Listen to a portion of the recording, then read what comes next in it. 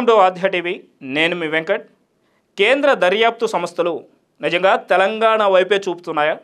కేంద్ర ప్రభుత్వం ఎలా చెప్తే ఆ దర్యాప్తు సంస్థలు అలా చేయాలి. మరి కేంద్ర ప్రభుత్వానికి ఎంతో కొంత లాభం చేకూర్చాలి. ముఖ్యంగా బీజేపీ పార్టీ తెలంగాణలో ఎలాగైనా ముందుకు వెళ్ళాలని చెప్పేసి అన్ని రకాల ఆలోచనలు చేస్తుంది. ఎలాగైనా అధికార పార్టీ టీఆర్ఎస్ని అణగదొక్కే విధంగా వ్యూహాలను రచించుకుంటూ ముందుకు వెళ్తుంది. అందులో భాగమే ఈ ఐటీ దాడులని కొంతమంది విశ్లేషకులు వెల్లడిస్తున్నారు. మరి ముఖ్యంగా ఈరోజు మనం మాట్లాడుకుంటే వంశీరామ్ బిల్డర్స్ పైన ఐటీ దాడులు జరుగుతున్నాయి. మరి హైదరాబాద్లో దాదాపుగా 90 ప్రాజెక్టులు నెలకొన్నారు మరి వంశీరామ్ బిల్డర్స్. అలాగే 9 కమర్షియల్ ప్రాజెక్టు కూడా నిర్మిస్తున్నారు. మరి ఇంత సుదీర్ఘమైనటువంటి చరిత్ర ఉన్న వంశీ బిల్డర్స్పై ఇప్పుడే ఎందుకు ఐటీ దాడులు జరుగుతున్నాయి? ఇది కేంద్ర ప్రభుత్వం యొక్క కుట్రని కొంతమంది అనుకుంటుంటే, లేదు ఇది అధికారికంగా జరుగుతుందని చెప్పేసి కొంతమంది నాయకులు వెల్లడించడం జరుగుతుంది.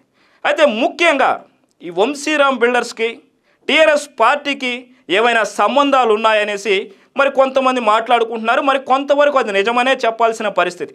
ముఖ్యంగా టీఆర్ఎస్ పార్టీ యొక్క మరి వాళ్ళ కార్యకర్తలు కావచ్చు, ఆ పార్టీతో ఉండేటువంటి కొంతమంది సన్నిహితులపైనే ముఖ్యంగా ఐటీ దాడులు జరిగేటువంటి అవకాశాలు ఎక్కువగా ఉన్నాయి. ఎందుకంటే 2024 ఎలక్షన్స్లో ఖచ్చితంగా టీఆర్ఎస్ పార్టీకి డబ్బు ఎక్కడి నుంచి చేకూరుతుందో అక్కడి నుంచి రావాల్సినటువంటి ఆ డబ్బుని ఆపడమే కేంద్ర ప్రభుత్వం యొక్క ముఖ్య ఉద్దేశం అని చెప్పేసి వాళ్ళు వెల్లడించడం కూడా జరుగుతుంది.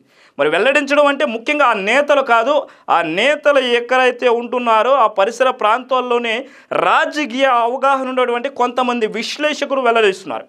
మరి ఇది ఎంతవరకు నిజం అనే విషయాలు పక్కన పెడితే, మరి ఇదే యొక్క పరశురామ్ బిల్డర్స్కి వల్లభనేని వంశీ కానీ దేవినేని అవినాష్ అదే ప్రాంతానికి చెందినటువంటి అక్కడ కూడా ఐటీ దాడులు జరుగుతున్నాయి. మరి దేవినేనికి సంబంధించినటువంటి బంజారాహిల్స్లో కొంత ప్రాపర్టీని మరి వంశీరామ్ బిల్డర్స్కి ఇచ్చారని, మరి దీనికి కూడా ఏదైనా సత్సంబంధాలు ఉన్నాయేమో అనే నెక్స్ట్ ఐటీ అధికారులు దీనికి సంబంధించిన ఇంకేమైనా అధికారులకు సంబంధించినటువంటి వాళ్ళకు కూడా, ప్రభుత్వ ప్రతినిధులకే కాదు అలాగే మరి వ్యాపారవేత్తలకి రాజకీయ నాయకులకు కూడా ఈ యొక్క ఐటీ వాళ్ళు నెక్స్ట్ వాళ్ళని టార్గెట్ చేసే విధంగా ఉంది.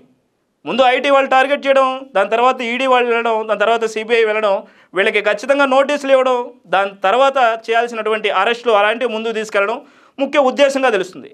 అయితే వంశీరామ్ బిల్డర్స్కి మరి అత్యంత సన్నిహితుగా మరి టీఆర్ఎస్ పార్టీతో ఉందని, ముఖ్యంగా కేటీఆర్కి అత్యంత సన్నిహితులుగా మరి ఉన్నారని చెప్పేసి మరి పార్టీతో అంత అనుబంధం ఉంది కాబట్టి కొన్ని ప్రాజెక్ట్స్కి వాళ్ళు ఇల్లీగల్గా ముందుకు వెళ్ళే అవకాశం ఉందని చెప్పేసి కొన్ని వార్తలు కూడా బయటకు వస్తున్నాయి. ఏదైతే ఈ యొక్క అంశం జరుగుతుందో దీనిపైన ఇంకా మనకి క్లారిటీ రావాల్సింది.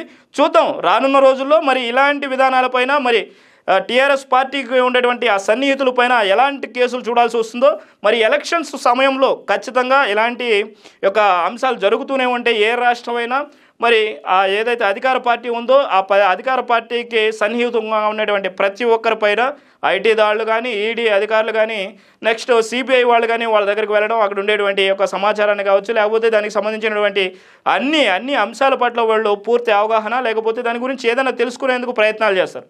కేంద్ర దర్యాప్తు సంస్థలు మాత్రం ఖచ్చితంగా కేంద్రం ఎలా చెప్తే అలా చేయాల్సిందే. వాళ్ళు ఏం చెప్పినా కూడా దానికి ససేమేరా ఎస్ చెప్పాల్సిందే, కానీ నో చెప్పే పరిస్థితి అయితే లేనే లేదు. మరి చూద్దాం ఈ యొక్క విధానం, ఈ ఐటీ దాడులు ఎంతవరకు ముందుకు పోతాయో. ఇలాంటి మరిన్ని అప్డేట్స్ కోసం మీరు చూస్తూనే ఉండండి ఆధ్య టీవీ. నేను మీ వెంకట్.